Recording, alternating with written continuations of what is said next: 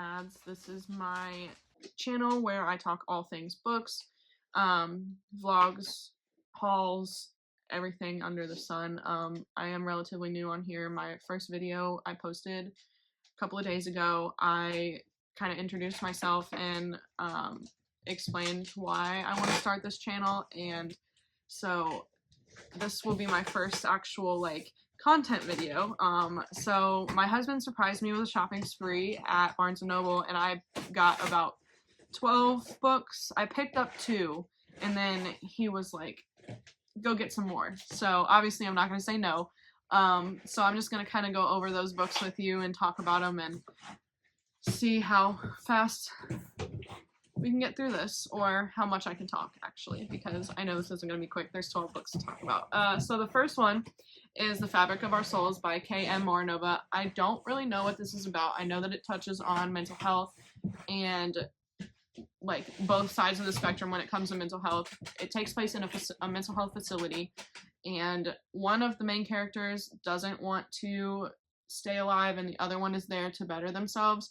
And it kind of goes through the struggles between the both of them about how different sides of healing and getting better. I am kind of sad that this book is not the original cover with the skeleton and the plants on it, because I really enjoyed that cover. I think it was pretty. I think they only have that actually on the Kindle cover or the ebook cover. But yeah, so I'm excited to get into this one. I've heard that it's very sad and it's a pretty dark book, so I would look at your triggers for this one if you have those.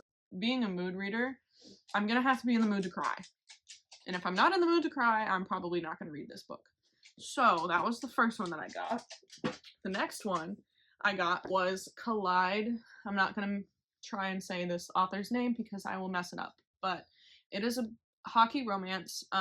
Male main character is the captain of the hockey team. He does something and ends up with a punishment from his coach on having to work on this project with her, the college student. Her name's Summer and his name is Aiden, and then they end up falling for each other over the course of this project. I am a sucker for a hockey romance. I have Icebreaker on my TBR too, and I've heard this is compared to Icebreaker, but it's a lot less spicy and more plot, so I'm hoping that that's more accurate. And then I bought the first 2 books in the Rebel Ranch series by Lila Sage, Done and Dusted, and this one's upside down, and Swift and Saddled. Done and Dusted by Lila Sage. It's about the female main character. Her name is Emmy. She goes out of her small town, rides horses, but then something happens and she gets in an accident and she has to go back to her hometown. She ends up finding herself in a bar, and this bar owner, who is also her brother's best friend, so it's a brother's best friend small town romance. I am super excited to get into this one. And then the second one is called Swift and Saddled. It is about Ada and Weston. Ada and Weston meet in a bar, and they have a one-night stand, and Weston is super upset, and he thinks that she's the one that got away, and he's never going to see her again because this is some dive bar and she doesn't look like she fits, and it goes from there. I'm not really sure what else this book is about, to be honest, but small town cowboy romances have my heart. I read the Elsie Silver books. I read a couple other books that are small town romances, and I'm obsessed. And especially with these next 2, because you heard me talk, if you watch my TikTok videos, about the Pumpkin Spice Cafe by Laurie Gilmore. I bought the next 2. These books are not plot driven. They're not romance driven. They are simply for the vibes. Christmas Tree Farm takes place in the wintertime. It is about a girl who buys the town's Christmas tree farm in Dream Harbor and has to keep it open, kind of. And she doesn't want to see it closed, so she purchases it and falls for Bennett, who is on vacation in Dream Harbor for the winter. And that kind of takes off. And then the Cinnamon Bun Bookstore is about Hazel, who you see in Pumpkin Spice Cafe. She keeps finding notes and little scavenger hunt things around her bookstore, and Noah's his name. Noah is the one who's leaving these little pieces of cuteness. I don't know what to call them. Noah's the one who's leaving these little notes and stuff around the bookstore for her to find, and it kind of is just like a who is leaving these little Easter eggs around, and they get into it. I don't know. The books are fun little Hallmark movie type books. Like I said, the plot and the romance is very minimal. They're short, and they remind me of a Hallmark movie. And look at the covers. I mean, freaking gorgeous. Just to have them on my bookshelf, and the Pumpkin Spice Cafe also, like, they're just so cute. And I'm a judge a book by a cover type of person, so those are cute covers, and I am excited to read them. The next one, I really don't know what it's, like, about. I know it's Phantasma by Kaylee Smith. The main character, Ophelia, she finds her mom murdered, and she, like, trying to grieve, she realizes that she inherited her family's magic and some debt. And the sister enters this Phantasma competition. I'm looking at the back of this because I don't really know. The sister enters this competition in order to, like, pay off the debt. And that's all. That's the only thing I know. The cover is gorgeous. I'm excited to read it. Hopefully I get into this soon. I've seen nothing but good reviews about this book on TikTok, and, like, people are just, it's putting them in reading slumps, and that's the kind of book that I need in my life, is a book where you have a lot of, like, fast-paced, keep you going, edge of your seat, and if there's trials and if there's, like, a game involved, I'm also excited because I read Divergent and Hunger Games as a kid, and it's just, I don't know, those kind of books make me happy. Then the next one I bought was Hexed by Emily McIntyre, which this whole book haul is full of gorgeous book covers. I have the rest of the series, the Never After series. I've read Hooked and Scarred. I don't think I've read Wretched and Twisted yet, but this one is high up in that series for me. They're interconnected standalones, dark romance, like Disney retellings, but, like, not necessarily, like, strict retellings. This one is like a loose version of The Little Mermaid, and they usually go off of, like, the villain in the story, so I'm super excited to start this one. It is a lot thicker than the books in, like, the other books in the series, but I don't know, I'm a cover person, and so far these covers in all of these books have been awesome. And then the whole reason that I went to Barnes & Noble is so that I could start the Zodiac Academy. Now, I'm probably going to make a reading vlog of me reading this entire series, but I also need to read the Ruthless Boys of the Zodiac, I think, before I read this, because it's, like, a huge, like, universe type of thing. So, yes, I've heard this is a bully romance, and I've not really read bully romance. It bothers some people, but I don't think it'll bother me as much. It's like a dark academia fantasy huge series that I'm excited to get into. I haven't really heard much about, like, the plot behind this, but I've heard if you go into it blind, it's a lot more fun.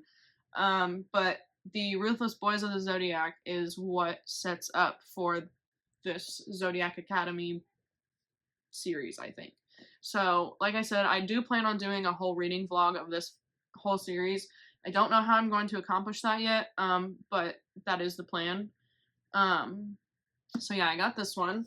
And then to continue my Sarah J. Maas collection, I got Crescent City. It's a thick book. I don't know what it's about, but I will read anything Sarah J. Maas puts out in print. I'm in the middle of the Throne of Glass series. I've read ACOTAR. I'm just, anything she writes, I will be reading. I don't need to know what it's about, and I know it's going to be 4 or 5 stars. I know a lot of people like the first 2 books in this series, and they said that the last one kind of fell through for them, but I don't think I'm going to get to this year. because I have a lot more that I have on my TBR, and this big ass book is going to take a long time for me to read, but I am planning on reading it in January or February, so it's going to be a beginning of the year book for me. But the next couple of books my husband actually picked out while we were there. He just kept kind of putting them in my basket and saying that they looked like I could read them or I would like them. So I'm not really sure what these next few books are about, to be completely honest. I'm going to probably read a little bit off the back of the book just to kind of give you guys a preview of it. This first one is This Will Be Fun by E.B. Asher. It says that a group of friends did something 10 years or so ago, and they all get invited to a wedding and they have to meet back up. None of them have seen each other since, and they have to play a magical game of truth or dare